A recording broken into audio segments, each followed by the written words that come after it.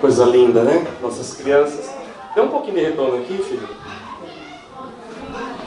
Aleluia. Feche os seus olhos. Amém. Glória a Deus. Grande é o Senhor. Ele que adestra as nossas mãos para a guerra.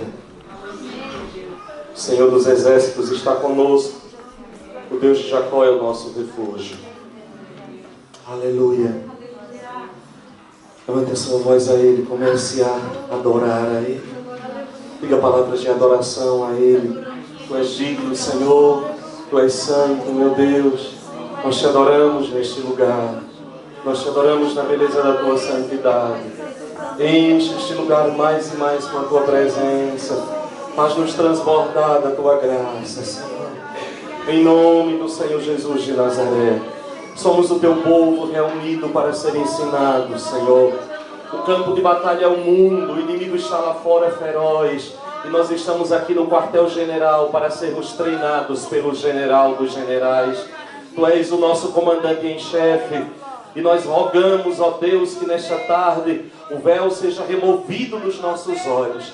E nós possamos mergulhar nas revelações da Tua palavra, Senhor, para sermos ensinados a conquistar novos territórios, dia após dia, para a glória do Teu nome, em nome de Jesus. Amém. Antes de você sentar, dê um abraço no seu irmão e diga: você é um soldado neste exército. Vanilda, me dê minha água aí, por favor. Aleluia! Quantos guerreiros do Senhor tem aqui hoje? Aleluia! Então só os guerreiros, dêem um glória a Deus de guerreiro aí. Maravilha!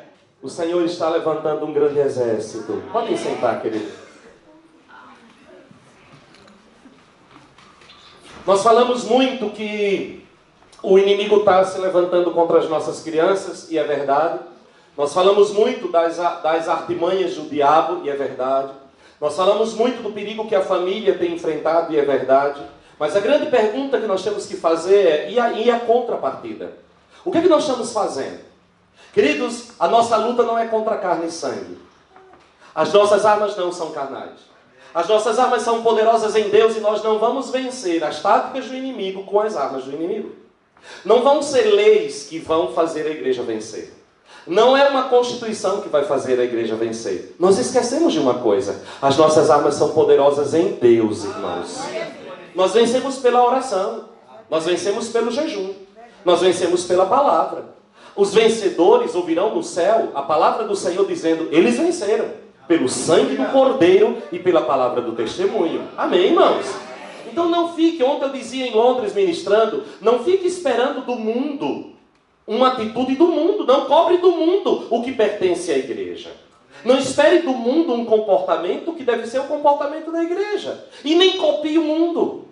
O mundo vai legislar leis para destruir as nossas famílias. E o que nós vamos fazer? Nós vamos fortalecê-los na palavra do Senhor. Como disse o pastor Felipe, enquanto ele ouvia, a criança aqui ministrando, ele se reportou à sua infância. Quando muitas vezes o pai levava, eu tenho certeza disso, sem o filho querer. E vai para a igreja. Mas quando ele tentou se desviar, ele ouviu a palavra do Senhor por trás dele dizendo: Felipe, este é o caminho, andai por ele. Você não vai guiar os seus filhos naquilo que ele quer para ele. Não é o seu filho que vai dizer a ele o que é bom, é você. E você vai ensiná-lo na palavra, e quando o diabo vier para tentá-lo levar para longe, a palavra de Deus vai prevalecer na vida do seu filho. Porque a palavra é poderosa. Então como é que nós vamos vencer? Fazendo isso aqui. Fazendo isso. Alguém pode dizer: mas igreja de imigrante, fazendo culto com criança, dirigindo? Querido, Jesus está voltando. Eu não trato ninguém aqui como imigrante, não. Nós somos imigrantes porque nós estamos numa terra estrangeira. Nossa pátria é o céu, amém, irmãos? De onde nós aguardamos o nosso Redentor. Então nós temos que ter essa consciência. Vamos vencer, fortalecendo as nossas crianças, ensinando a palavra. Eu louvo a Deus pela vida da Priscila e do Maurício, que tomaram agora a rede de crianças e estão investindo nas nossas crianças. Então, pais, vamos ajudá-los. Vamos ajudá-los. Porque tem lições que seus filhos vão levar para casa, para decorar versículo, para aprender. A cada mês eles terão um culto onde eles irão dirigir, onde eles vão fazer o culto acontecer. E vai chegar uma hora em que nós não vamos pregar, eles vão pregar. E Deus vai trazer um avivamento no meio das nossas crianças. Eu creio nisso. E nós estamos sendo treinados, porque as nossas armas são poderosas em Deus. Deus nos deu armas poderosas, amém, irmãos? Aleluia. O pastor Felipe nos falou, tem uma família aqui nos visitando hoje, né? Fique de pé para a gente olhar para vocês, eles são tão bonitos.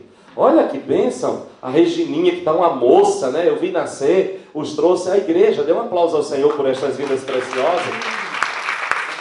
Sejam bem-vindos. Eu não digo que são visitas, porque na casa do Senhor não tem visitas. Mas eu queria que alguém que está aí perto fosse lá, desse um abraço nos amados. Nós temos um presentinho, uma lembrança para os irmãos, de boas-vindas. Aleluia. Enquanto isso, eu queria que os amados que estão aí sentados, que não foram lá, abrissem a sua Bíblia em 1 Coríntios capítulo 12. 1 Coríntios capítulo 12. Vamos retomar de onde nós paramos a semana passada, a nossa aula, né? Nós estamos numa série sobre o Espírito Santo e seus dons. E hoje nós continuaremos falando sobre a palavra de ciência, né? Agora, queridos, deixa eu dizer um negócio para vocês. Nossa pregação agora, a partir de um tempo para cá, vai ser mais aula ainda, né?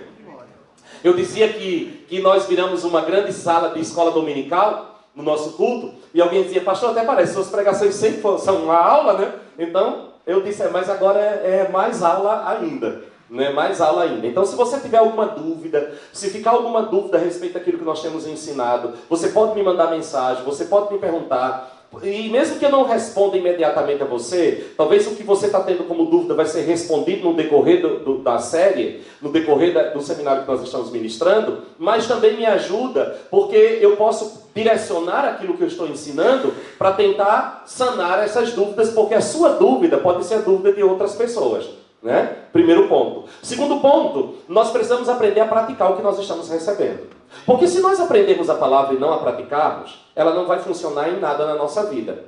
E nós não estamos aqui para encher nossa mente de informação. Nós estamos aqui para sermos treinados pelo Senhor. Amém, queridos? Por exemplo, nós estamos num período tremendo de adoração. Você fica de boca calada, então depois você vai falar em línguas aonde? Você vai adorar aonde? Você vai fluir em adoração aonde? Quando?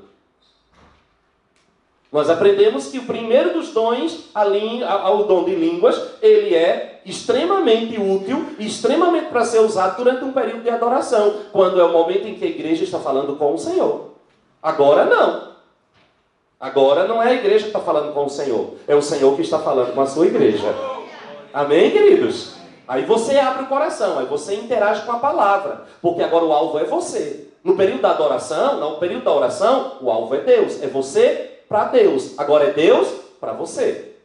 Então você tem que começar a praticar. Está aqui, o pastor Felipe conduziu em cânticos. Eu digo o seguinte, para onde o chofar toca, eu vou. Se o som é de guerra, eu estou guerreando. Se o som é de celebração, eu estou celebrando. Não fica aí igual um morreu e esqueceu de enterrar. Né? Olhando. Acorda. Ninguém veio aqui de mãos vazias.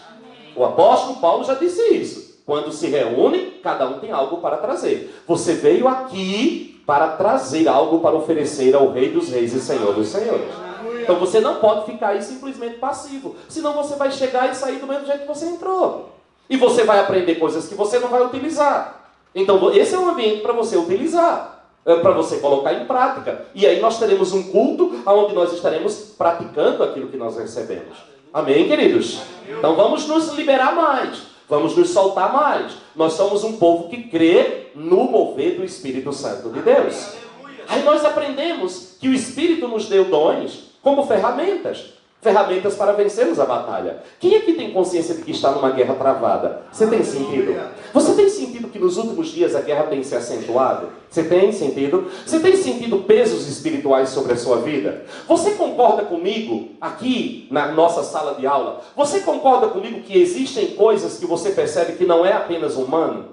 Que existe um cunho espiritual muito forte por trás daquilo? Você não vai vencer isso com armas humanas. Você não vai vencer. E a igreja precisa aprender a usar os dons que Deus já nos deu. Nós não estamos aprendendo sobre os dons para receber dons. Você vai descobrir que o Espírito Santo de Deus já está usando você e você não sabia. Você vai descobrir que os dons estão operando na sua vida. Agora, você com uma armadura como essa, né, que foi tão bem dramatizado aqui, mas se você não souber usar cada peça, você não vai adiantar de nada. No Nordeste a gente diz que uma faca na mão de um defunto é vela. De que adianta você com uma metralhadora na mão se você não sabe atirar? Não vai funcionar nada. O povo de Deus perece porque falta conhecimento. Não é porque falta arma. Deus não deixou a igreja despreparada. O Espírito Santo veio sobre a igreja. O Espírito Santo deu armas poderosas à igreja. O povo não perece porque lhe falta armamento. O povo perece porque falta conhecimento.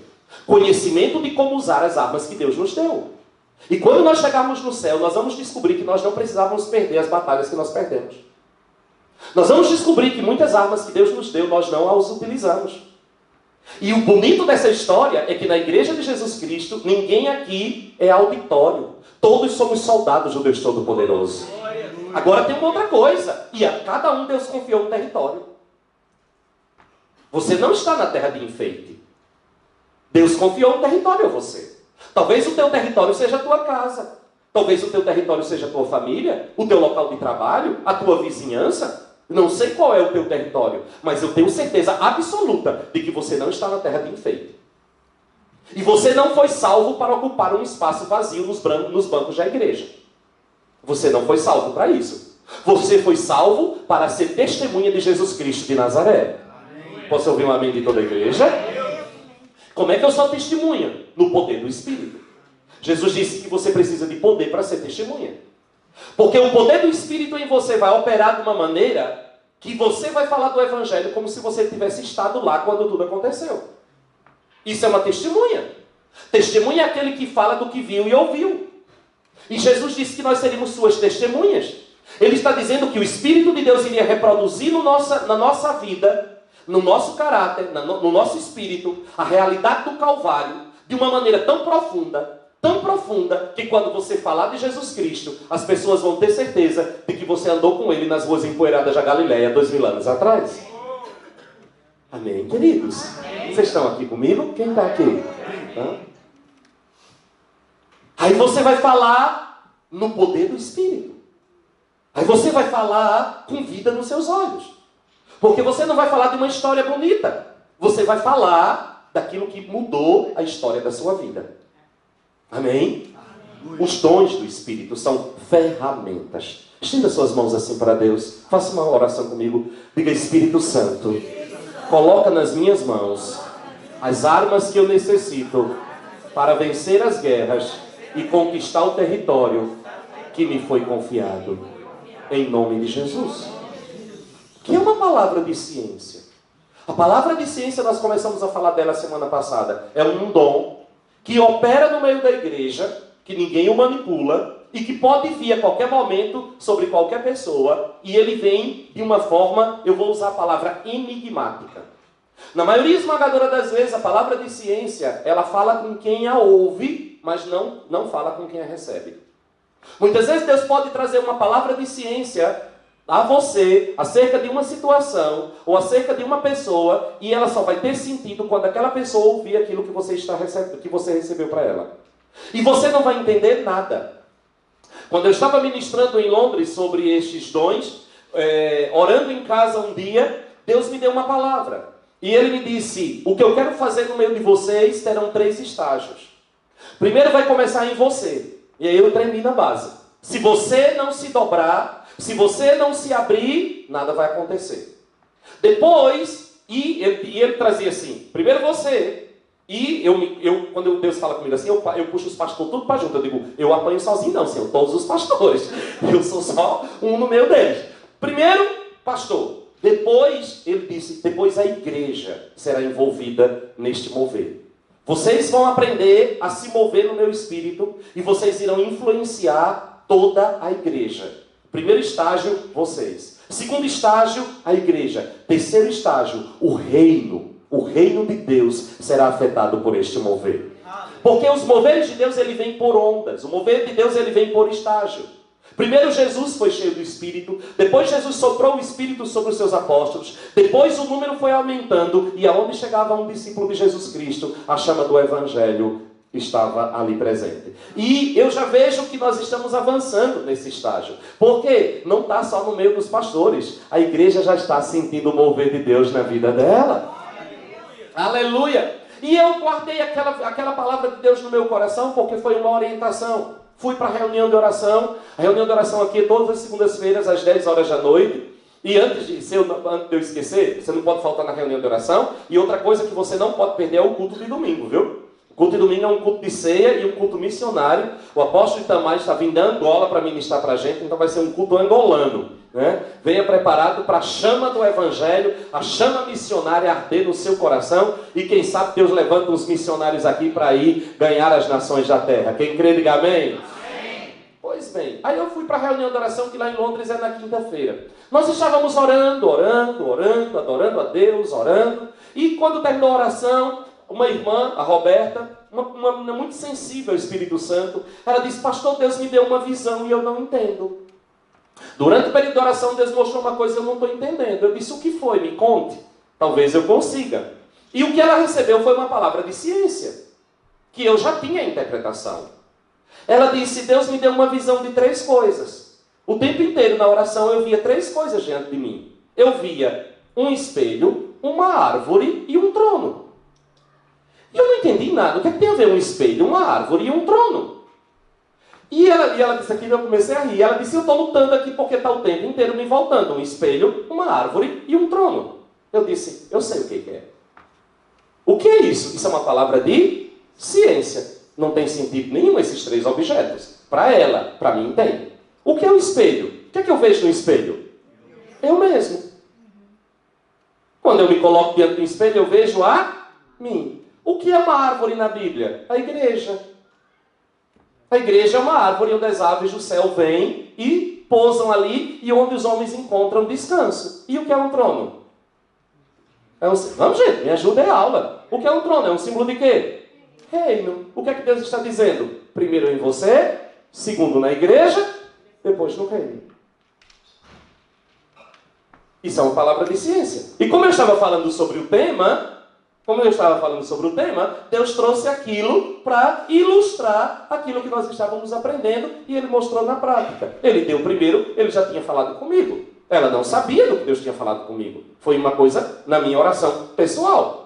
Aí Deus vai na reunião de oração e traz em forma de uma palavra de ciência aquilo que já estava acontecendo. Você abriu a sua Bíblia em 1 Coríntios capítulo 12?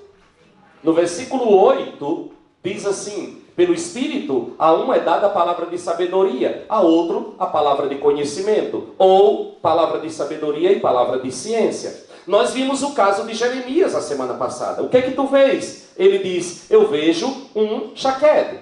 Aí Deus diz: vistes bem, porque eu choquede. Pastor, na minha Bíblia não tem isso não. Desse jeito não. Na sua Bíblia tem assim: o que é que tu vês? Eu vejo uma vara de amendoeira. Aí ele diz: vistes bem, porque eu velo pela minha palavra para cumpri-la. Isso é na nossa língua. Mas no hebraico, o que está escrito? O que é que tu vês? Um chaquede. Vistes bem, porque eu choquede. Eu e você não entendemos, mas Jeremias entendeu.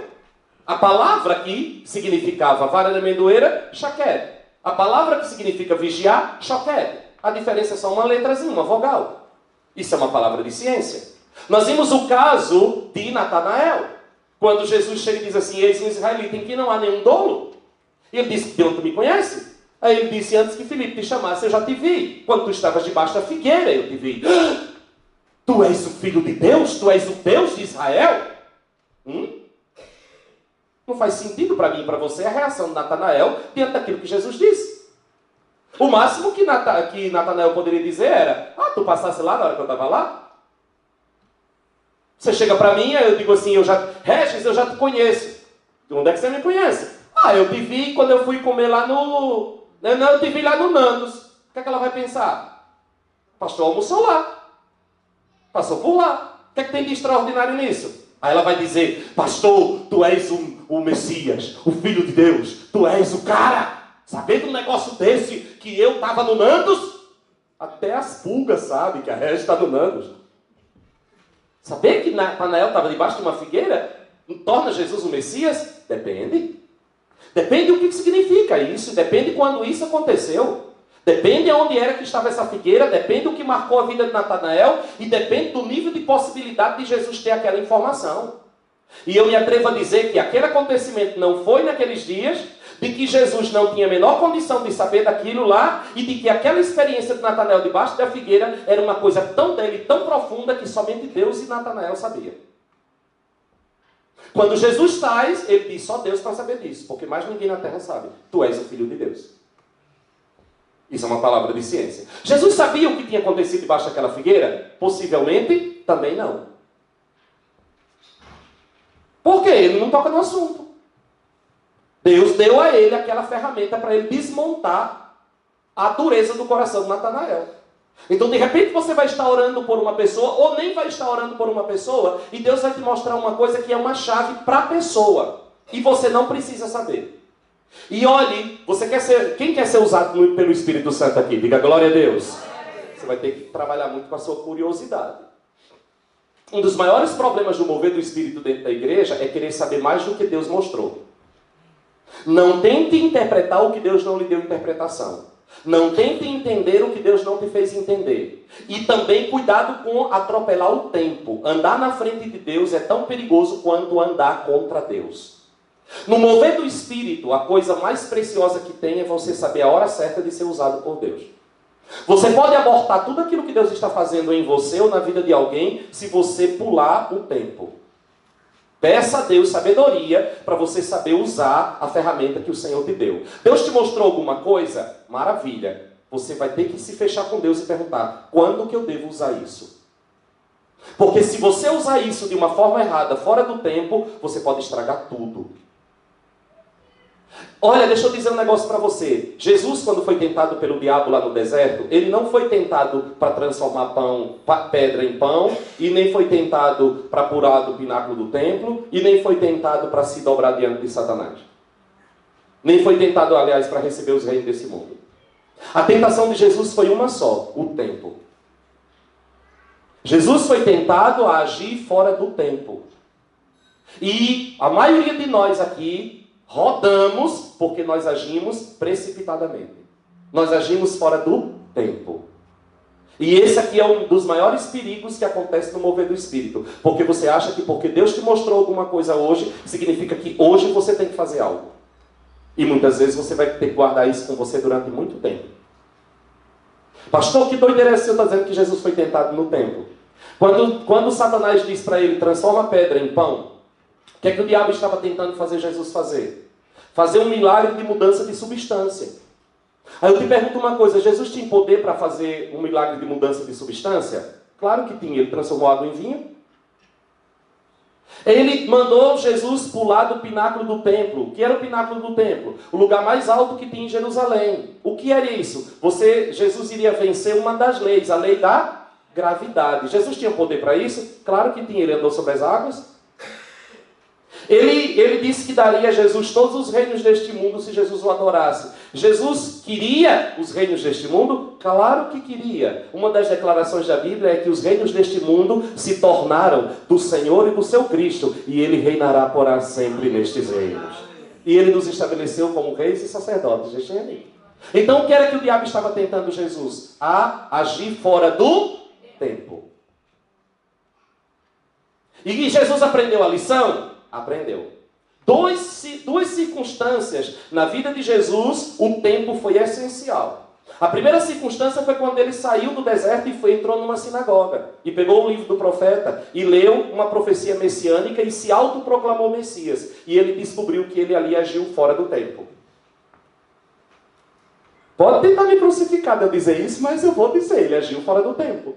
Como é que o senhor sabe, pastor? Os homens da sinagoga pegaram ele, levaram para um lugar bem alto lá em Nazaré. Eu estive lá no lugar há um tempo atrás, agora, dessa última vez, um lugar de uma vista linda, e tentaram jogar Jesus de lá. Jesus não expulsou os homens, Jesus não resistiu a ele, Jesus passou por debaixo das pernas dele e fugiu.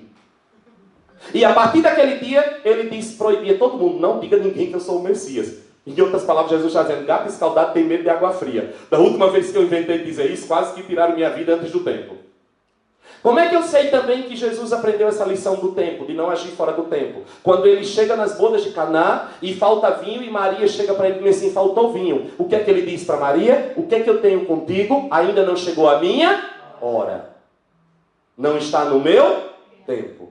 Ele dá uma voltinha, em questão de segundo, o pai diz a ele, o tempo é agora. Por uma questão de segundos, Jesus poderia ter falhado.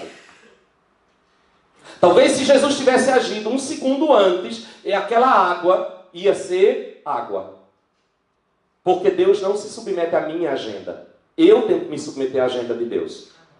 Se eu agir na minha agenda, Deus não vai fazer nada. E aqui está o grande problema. Que muitas vezes nós agimos, recebemos uma palavra de Deus, tomamos uma atitude e a coisa não acontece do jeito que nós esperávamos que acontecesse. E nós dizemos, eu não ouvi a Deus. Você ouviu a Deus.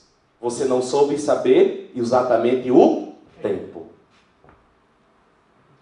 Já tem gente olhando com a cara como assim, meu pai, pastor, quanta coisa fora do tempo eu fiz. E eu achava que Deus não tinha falado. Tinha. Só que você meteu os pés pelas mãos. Aprenda uma coisa. Aprenda uma coisa. Deus não age sob necessidades. O Espírito não age sob necessidades. O Espírito age segundo uma agenda do Pai.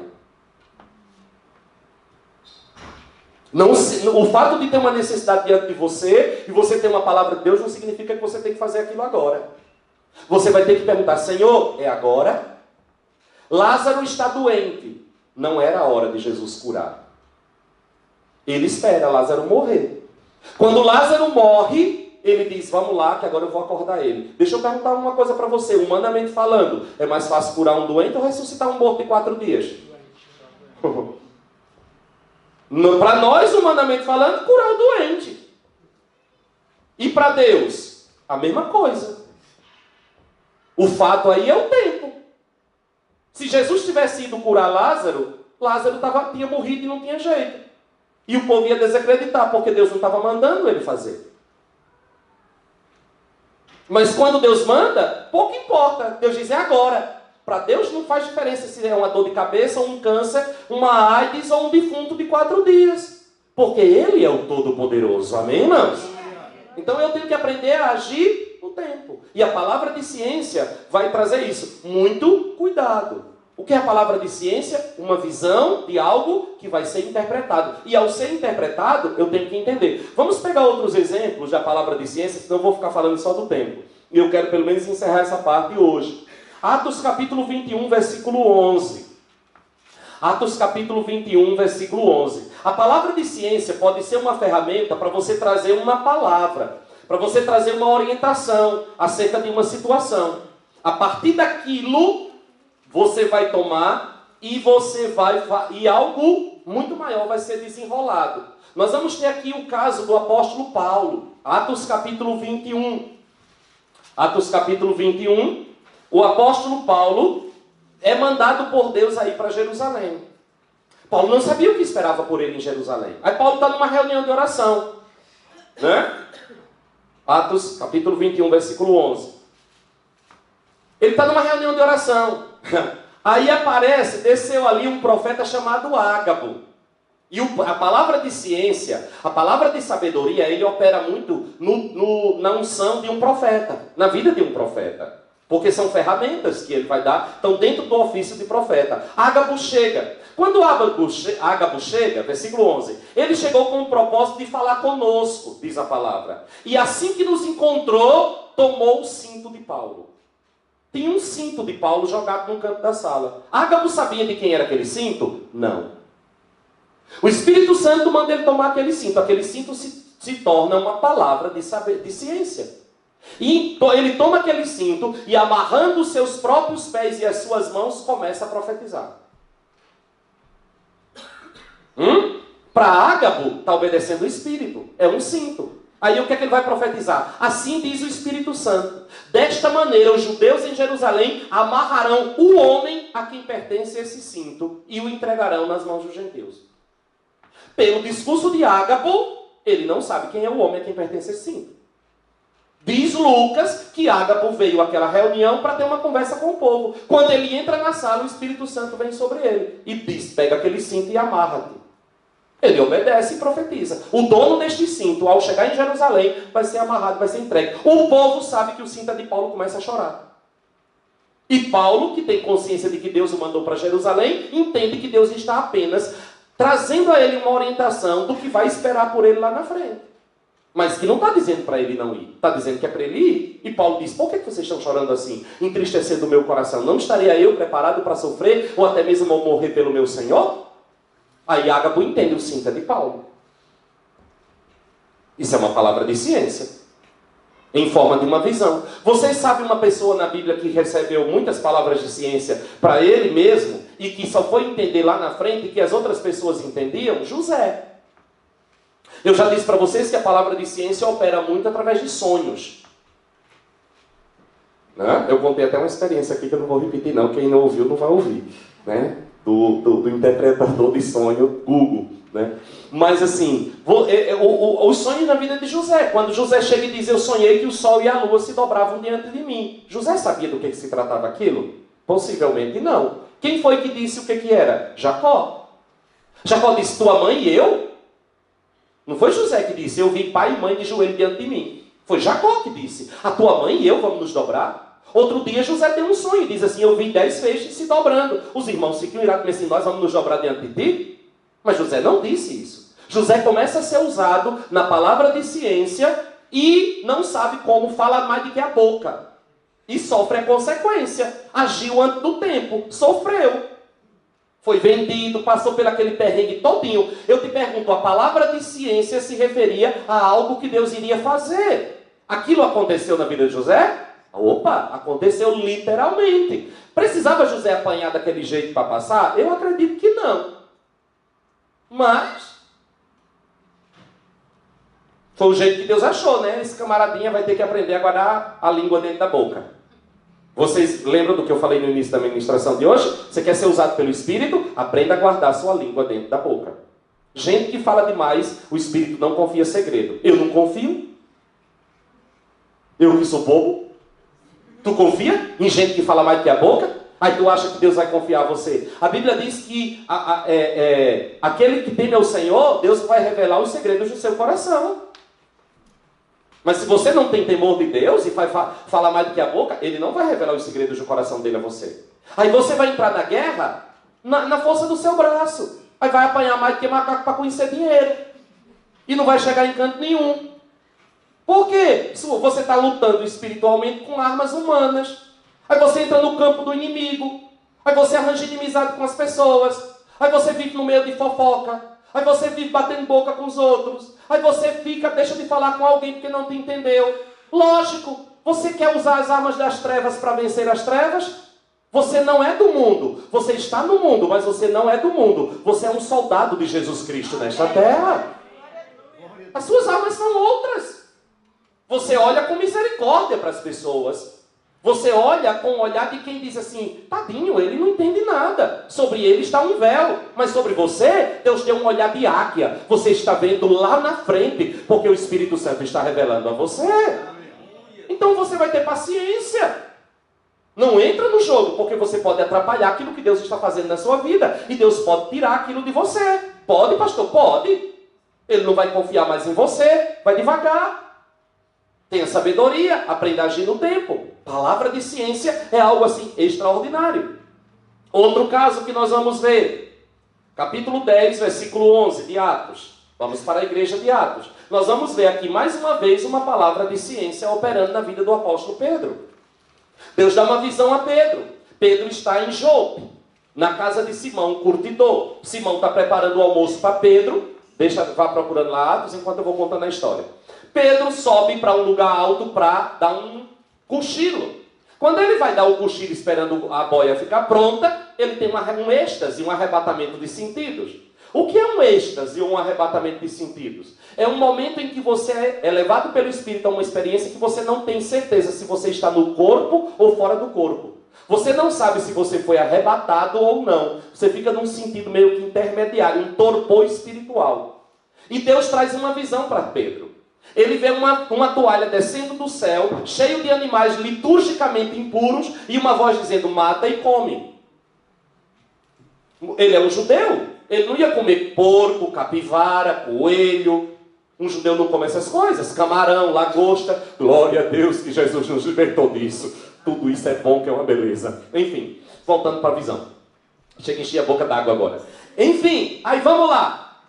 A voz diz assim, mata e come. E ele diz, jamais uma coisa impura ou imunda entrou na minha boca. E 3 vezes vem a visão. E a toalha, antes de ser recolhida para o céu, há uma voz que diz assim, não considere impuro nem imundo aquilo que eu já purifiquei.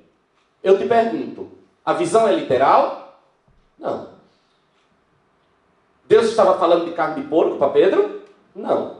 Deus estava mandando Pedro comer porco, camarão, lagosta? Não. Deus não foi tão bom com Pedro como foi conosco. Não, estava mandando não. Ele mandou a mim e a você. Amém. Diga amém, igreja. Amém. Vocês estão olhando com as caras sofridas? Sofrida não, assim, apreensivo, pai, está com medo. Qual é a bomba que vem agora, meu pai, até? Capítulo 10, versículo 11. Então viu o céu aberto e algo parecido com um grande lençol que vinha descendo em direção à terra amarrado pelas 4 pontas. Versículo 15. Contudo a voz insistiu pela segunda vez, não consideres impuro o que Deus purificou. Pois bem, deixa eu ver se eu acho aqui o texto, a outra parte que eu quero. Pedro vai para casa, eu vou dizer o texto, vocês lêem o capítulo inteiro em casa. Pedro vai levar, tem aquela visão, os irmãos da casa de Cornélio mandam chamar, Cornélio manda os soldados ir buscar Pedro para a casa dele, lá em Cesareia Marítima. Hoje você faz essa viagem rapidinho, naquele tempo era 2 dias de viagem. Quando chega lá, o que Pedro vai entrar? Na casa de um bando de gentil. Pedro já entra dizendo, não é lícito um homem como eu entrar na casa de alguém como vocês. Lembre-se que Pedro teve uma visão depois, tudo parecia que tinha se encerrado. Aí Deus diz assim, 2 homens estão vindo de Cesareia buscar você, vá com eles porque eu que os mandei. Pedro obedece. Mas Pedro não entende nada e nem consegue entender nenhuma conexão entre a visão que ele teve e a missão que o pai está lhe dando agora. Quando Pedro chega na casa de Cornélio, que é um gentil, e para os judeus o gentil é comparado a um animal imundo, todos os judeus consideram a gente como sendo um animal imundo, é tanto que se um judeu ortodoxo cumprimentar você que é gentil num shabat, ele não pode entrar na sinagoga porque ele está impuro. E todos consideram os gentios como imundo? Todos. Até Jesus, pastor, até Jesus considerava a gente imundo. Pastor, o senhor está acabando com tudo.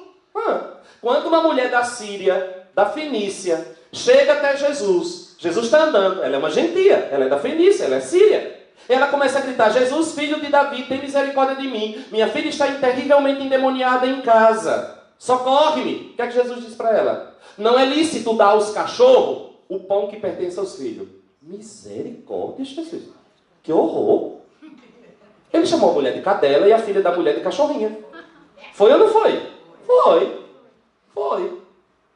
Ela queria libertação. Ele chama libertação de pão, mas ele diz esse pão, que é a libertação, é para os filhos. Quem que ele considerava filhos? Os judeus. Aí ele diz, não vou dar aos cachorros. Aí a mulher dá uma tacada nas canelas de Jesus. Perdoe, viu, chefe? Mas ela dá uma tacada tão bem dada que Jesus arreia. Ela diz, é verdade, Senhor. Mas até os cachorros se alimentam das migalhas dos pães que caem da mesa dos seus donos. Jesus fez, eita, essa foi pesada. Pegou pesado. Aí ele disse, diante disso, minha filha, como é que eu posso não lhe ouvir? Vai, tua filha está liberta. E quando ela chega, a filha está liberta. Aleluia. Mas Jesus considerava aquela gentia como sendo um cachorro. Pesado, né? Mas é uma realidade. Glória a Deus que o Evangelho nos alcançou. E hoje, a todos quanto receberam, foi-lhe dado o poder de serem feitos filhos do Deus Todo-Poderoso. Você foi feito, você não era. Eu não vou nem dizer o que você era. Pior do que cachorro. Porque Paulo ainda é pior do que Jesus. Jesus chamou a gente de cachorro. E Paulo, de filho de Satanás. Deixa eu como cachorro. Não é? Melhor. Cachorrinho, tem até os bonitinhos. Agora me chamaram de... Paulo disse que nós éramos filhos do diabo por natureza. Não era. E agora? Agora nós somos filhos de Deus e carregamos a natureza de Deus dentro de nós. Fomos feitos. Fomos feitos. Por isso que a gratidão tem que estar no nosso coração. O nosso nome está escrito no livro da vida. Aleluia. Quando Pedro entra na casa de Cornélio, com tudo isso dentro da cabeça dele, o Espírito Santo interrompe a pregação de Pedro, que é uma defesa pessoal, a pregação dele. Ele está se justificando do fato de estar ali. Ele está mais preocupado com a reputação dele em Jerusalém do que com o que vai acontecer na casa de Cornélio. O Espírito Santo olha lá e diz assim, esse cara não vai conseguir fazer nada aí, é melhor interromper. No meio da pregação de Pedro, o Espírito de Deus interrompe a pregação e batiza todo mundo, e o povo começa a falar em línguas naquele lugar. Pedro dá um pulo para trás e diz, e agora, como é que eu posso negar a água do batismo a esses que, como nós, são batizados no Espírito e falam em línguas? Aleluia! Aí Pedro, quando vai se justificar diante de Jerusalém, ele diz assim, eu entendi a visão que Deus me deu na casa de Simão, curtidor, lá em Jope. Ele disse, porque Deus me disse, não considere impuro nem imundo aqueles que eu já purifiquei. Quando é que Pedro entendeu isso? Quando estava na casa de Cornélio. Aí Pedro diz, a visão. Isso é uma palavra de ciência. Veja que Deus deu a visão e não deu a interpretação. Quando chegou no momento, Deus abriu o espírito de Pedro e disse, olha aqui o que é que eu estava dizendo. Não considere impuro nem imundo o que eu já purifiquei. Deus não estava falando de porco. Deus estava falando dos gentios. Mas Pedro só entendeu naquele momento. Guardou a visão e seguiu. Isso é uma palavra de ciência. Isso é uma palavra de ciência. Deus te mostrou alguma coisa? Não fique caçando irmãos para interpretar.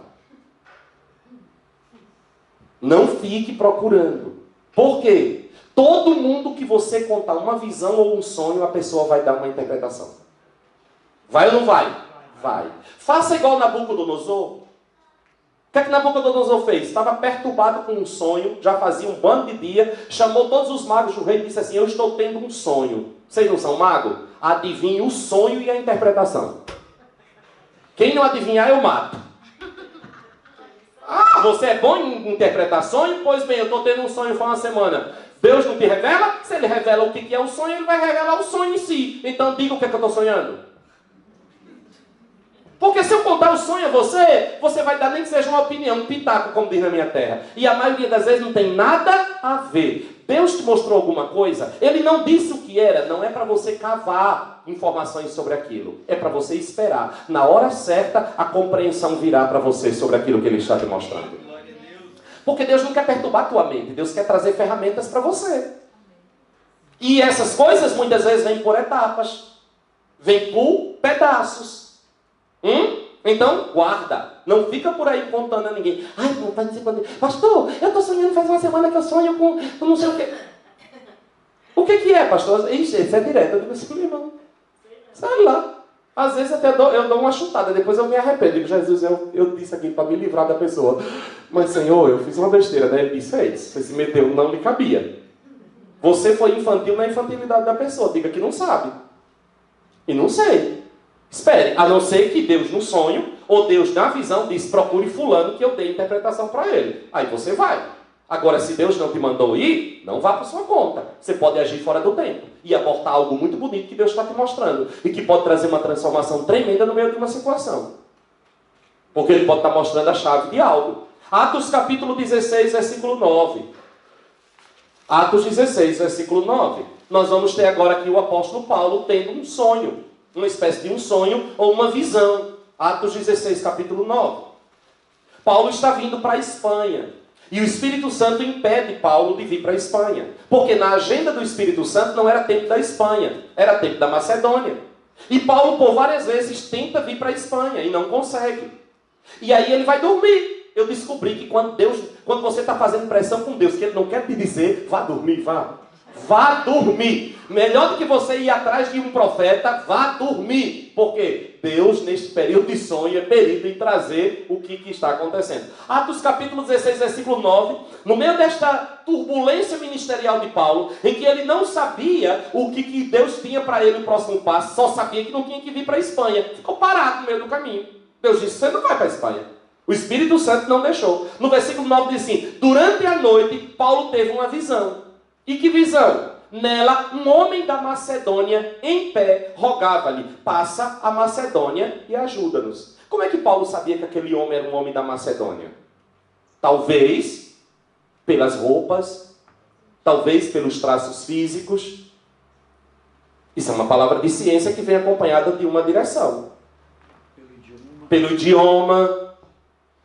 Alguma coisa identificou aquele homem. É uma forma de direção. Então a palavra de ciência pode vir para você para trazer uma direção para onde você vai. Qual é o próximo passo que você tem que fazer. Agora deixa eu te dizer uma coisa, meu irmão. Não resista ao Espírito Santo. Antes de você entrar numa guerra, vou dar um conselho. Querem um conselho de alguém que já está há 30 anos no ministério? Quer um conselho? Antes de você abrir a sua boca para fazer uma briga espiritual, discerne primeiro. Você pode estar brigando com Deus. Nem toda oposição é do diabo. Às vezes você está sentindo uma resistência em uma direção que você quer ir, e você já diz logo que é o diabo. E não é. Lembra de Balaão? Era o anjo do Senhor.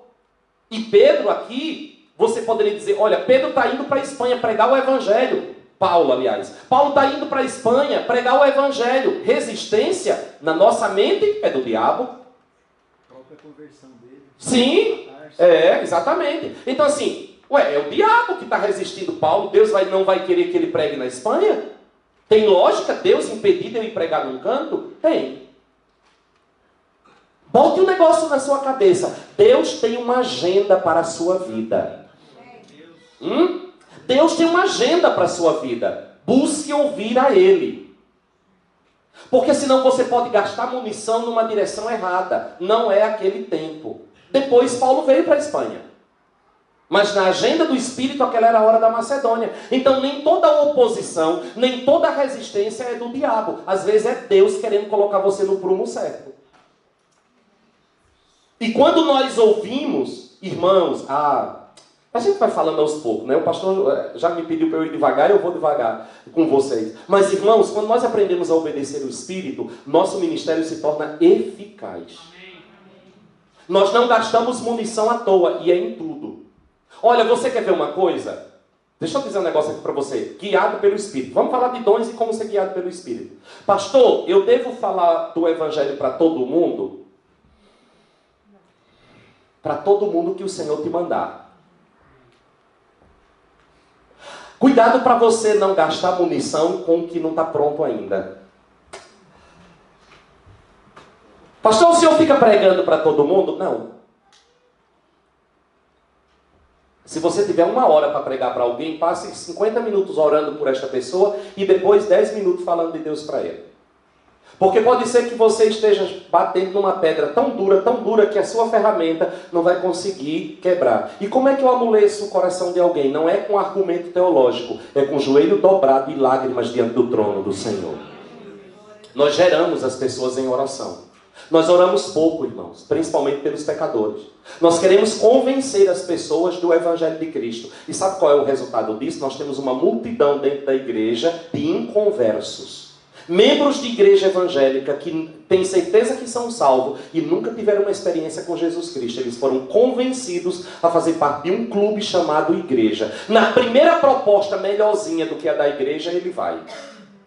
Na hora que Deus não der o marido que ela quer, a esposa que ele quer, o carro que ele está esperando, a bênção que ele foi fazer na campanha, não vier, ele vaza. E quando vier, ele também vaza. Porque ele veio por causa daquilo, já conseguiu, tchau. Deixa o lugar para outro.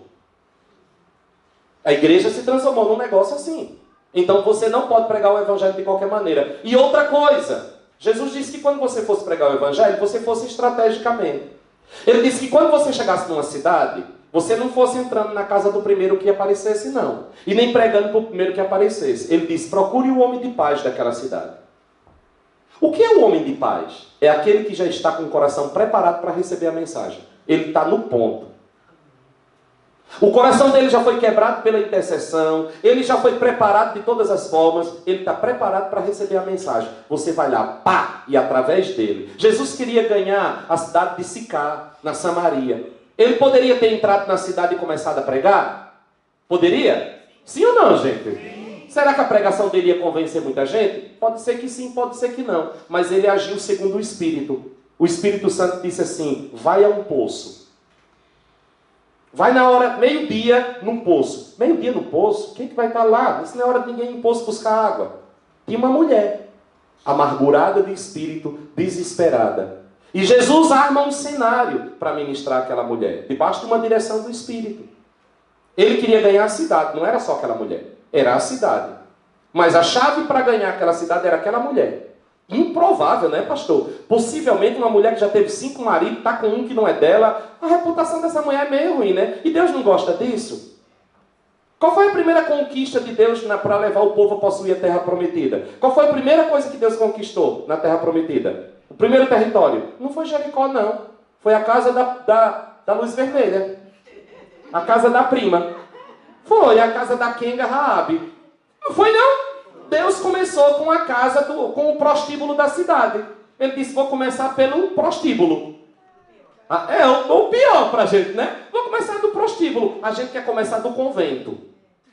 A gente quer primeiro as freiras, né? Os padres, os anjinhos da cidade. Aí Deus diz, não, vai lá no... Eu vou dizer a palavra, vocês ficam bravos comigo. Vai no puteiro. Né? Vai lá, vamos começar na casa da luz vermelha. Foi lá a primeira. E Raabe era uma bichinha espertinha mesmo. E a Bíblia não diz que ela era ex-prostituta, não. Diz que ela era prostituta, estava no ofício. É tanto que quando os espias entram lá, é normal, o povo acha normal receber um bando de homem na casa dela. Oxe, era a profissão da mulher. E Deus disse, vá lá na casa dela. E ele diz assim, e se eu esconder vocês? Olha, eu já ouvi falar a fama de vocês. Lógico, a mulher recebia homem na casa dela. Os homens, tudo soldado, contava que aquele povo estava vencendo tudo quanto é batalha. Ela diz, rapaz, não vai ter jeito, esse povo vai invadir a terra e eu não sou boba nem nada. Olha a chance, os camaradas vieram na minha casa, não foi atrás de enxerimento, não. Eles vieram atrás de segurança. Eu tenho o que vocês precisam e não é enxerimento, e vocês têm o que eu preciso. Se eu esconder vocês, ele disse, se você esconder a gente, bote um fio escarlate na sua porta e quando nós invadirmos a cidade, todo mundo que estiver dentro da sua casa estará protegido. Ela disse, está feito. Ela esconde os cabras, faz eles fugir pela janela e bota uma fita vermelha na sua porta. O que era aquela fita? Era um símbolo do sangue de Jesus Cristo de Nazaré. E quando entraram o exército de Israel, todas as casas foram invadidas, todos os homens de Jericó foram destruídos, mas a casa da luz vermelha ficou em pé, porque reconheceu o dia da visitação do Deus Todo-Poderoso. Agiu estrategicamente. Jesus disse, você vai procurar o homem de paz. Quando você encontrar o homem de paz, você vai pregar para ele. Através dele, ele vai e faz a mesma coisa. Ele senta perto de uma mulher. Mas ele prepara um cenário. Jesus estava com fome? Não. Mas ele mandou os seus discípulos ir na cidade comprar comida. Vaza. Não quero ninguém agora. Vou mexer com a intimidade de uma pessoa. E eu vou falar disso quando eu for falar de profecia. Você vai descobrir que tem um monte de coisa por aí que não é profecia. Jesus diz, eu vou mexer com a intimidade de alguém. E quando eu vou mexer com a intimidade de alguém, eu não quero ninguém por perto. Venha me dizer que Deus expõe ninguém.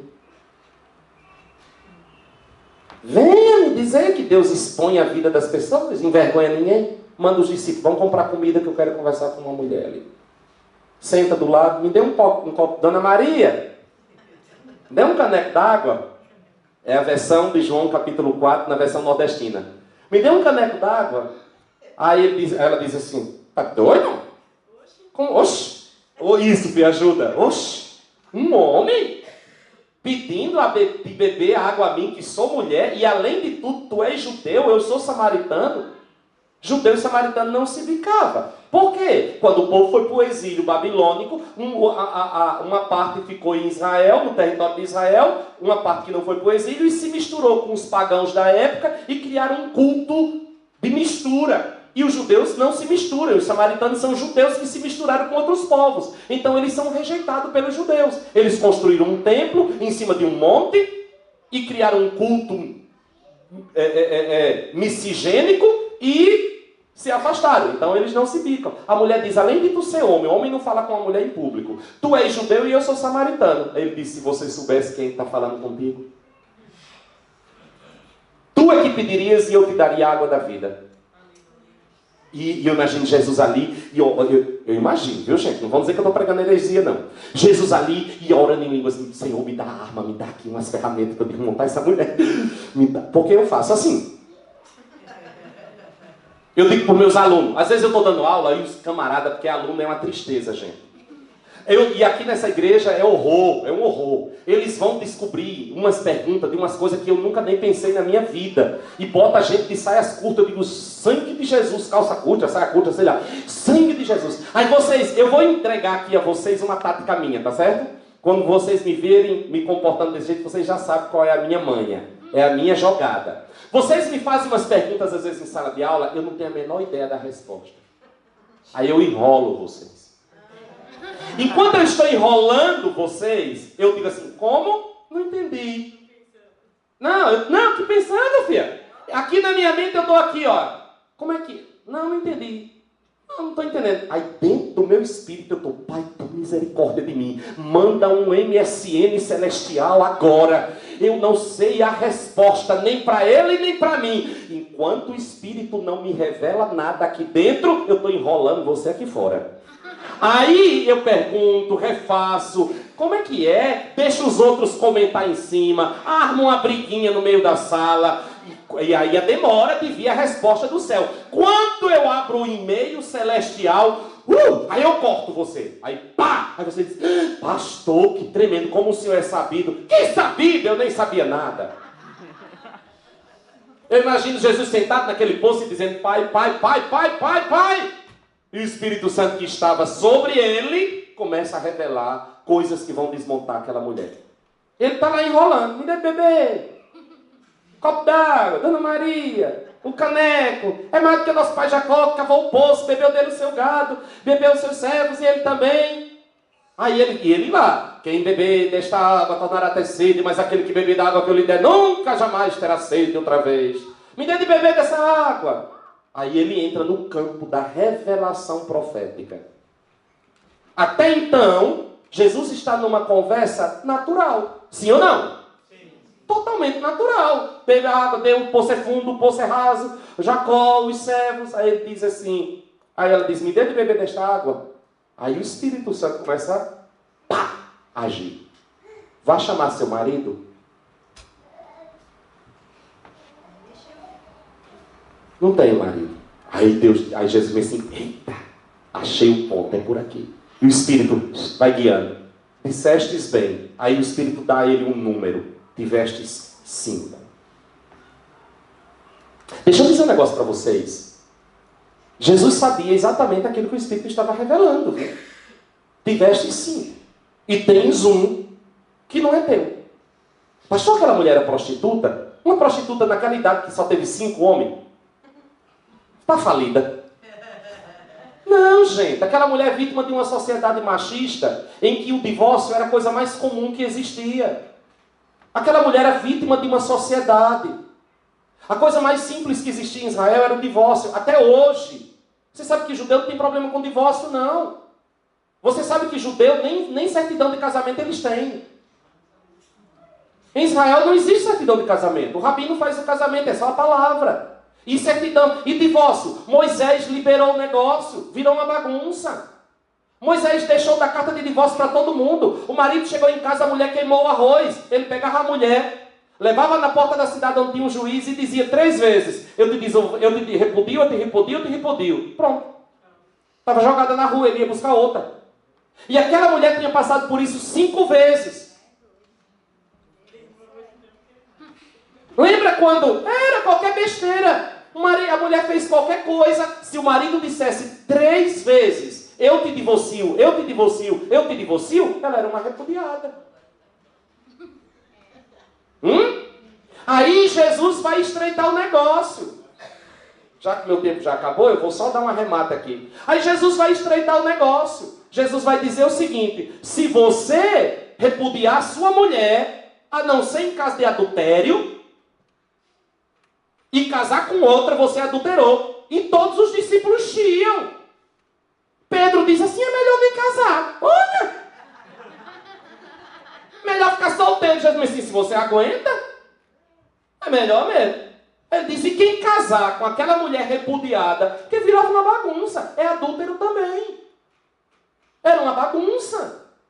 Ele diz: não, o que Deus uniu, o homem não separa. E por que Moisés, então? E é os discípulos. Imagina eu aqui falando sobre divórcio, dizendo para não divorciar, e o pastor Ailton argumentando comigo, querendo. Olha, Tânia. Né? Dá uma surra, né? Diga aí, os discípulos. E por que Moisés deu carta de divórcio? Por causa da dureza do coração de vocês. Seus tarados. A mulher começa a ficar velha, troca uma de 40 por duas de 20. Mas no princípio não era assim, disse Jesus. No princípio era um homem para uma mulher. Amém, igreja? Ele vai estreitar a coisa, certo? Então aquela mulher ali no poço era uma vítima de uma sociedade. Pare de chamar a pobrezinha de enxerida, sem vergonha. Nada a ver, gente. E agora, depois de repudiada 5 vezes, altamente discriminada, possivelmente aquela mulher estava com um homem que também era um adúltero, sei lá qual era a situação que ela estava vivendo. Ou talvez, a Bíblia diz, e eu consigo ver que Jesus estava lidando com a dor existencial daquela mulher. Jesus vai dizer uma coisa para ela, que para uma mulher, eu acho que é a pior coisa que existe. Pior coisa que existe. Deixa eu dizer um negócio, eu estou já encerrando Palavra de Ciência, semana que vem vai ser o apóstolo, mas na outra eu ministro sobre palavra de sabedoria. A pior solidão que existe é a solidão a dois. A pior coisa que Jesus pode dizer para uma mulher é dizer o seguinte para ela: tu tens um marido e ele não é teu. Tu tens um macho na cama, mas marido? Marido não é macho. Ser marido não é fazer enxerimento. Ser marido não é colocar comida na mesa, como se você estivesse cevando um cachorro. Ah, pastor, eu sou um bom marido, lá em casa não falta nada, falta você. Porque comida e roupa, a sua mulher é mais capaz do que você de colocar dentro de casa. Que engana-se o homem que pensa que mulher precisa dele para viver. Deixa eu lhe dizer uma coisa, e eu falo como homem e creio pelo Espírito de Deus. Um homem precisa infinitamente da mulher, muito mais do que a mulher de um homem. Amém. Nem a mulher disseram amém.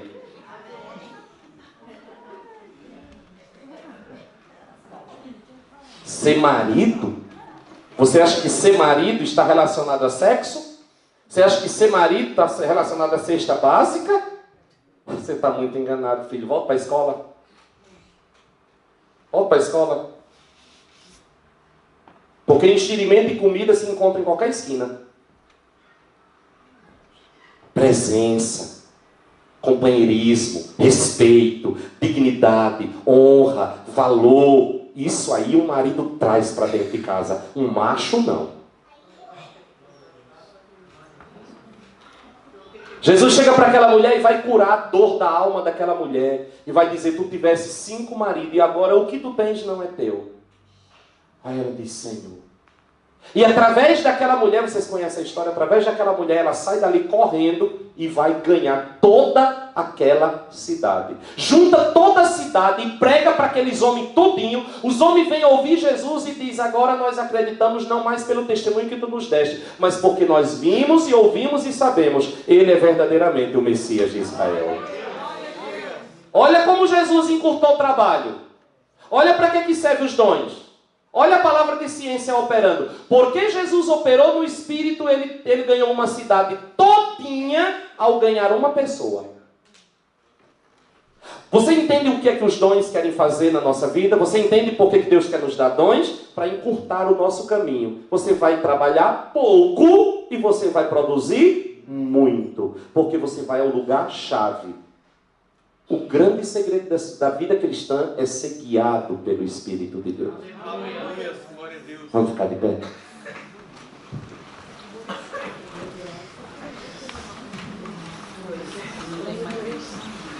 Sim ou não?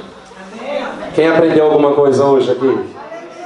Quem descobriu que o Espírito Santo fala mais com você do que você imagina? Vamos aprender a pedir ao Espírito a sabedoria para agir no tempo certo?